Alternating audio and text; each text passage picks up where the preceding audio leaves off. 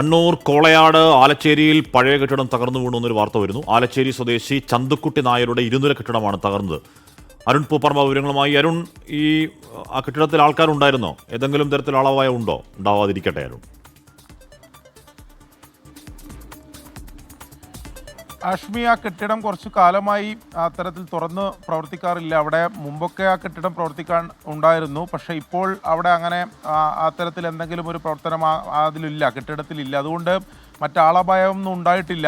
ഇന്നലെ രാത്രിയാണ് ഈ സംഭവം ഉണ്ടായത്. ചന്തുക്കുട്ടി നായർ എന്ന് പറയുന്ന ആളുടെ ഉടമസ്ഥതയിലുള്ള ഇരുനില കെട്ടിടമാണ്, കാലപ്പഴക്കമുള്ള കെട്ടിടമാണ്. ആ കെട്ടിടമാണ് തകർന്നു വീണത്. കാലപ്പഴക്കത്തിനൊപ്പം തന്നെ ശക്തമായ മഴയും അത് തകരുന്നതിന് ഒരു കാരണമായി എന്നാണ് അവിടുത്തെ പ്രദേശവാസികൾ എന്തായാലും പറയുന്നത്. അതിൽ ഞാൻ സൂചിപ്പിച്ചതുപോലെ മറ്റ് അപകടമൊന്നും ഉണ്ടായില്ല. ജില്ലയിൽ മഴയ്ക്ക് അല്പം ശമനമുണ്ട്. മഴയുടെ ശക്തി അല്പം കുറഞ്ഞിട്ടുണ്ട്. ഇന്നലെ രാത്രിയും ഇന്നുമായി മഴ ഇടവിട്ട് മഴ പെയ്യുന്നുണ്ടെങ്കിൽ പോലും കഴിഞ്ഞ ദിവസങ്ങളിൽ കണ്ടതുപോലുള്ള അതിശക്തമായ മഴയില്ല.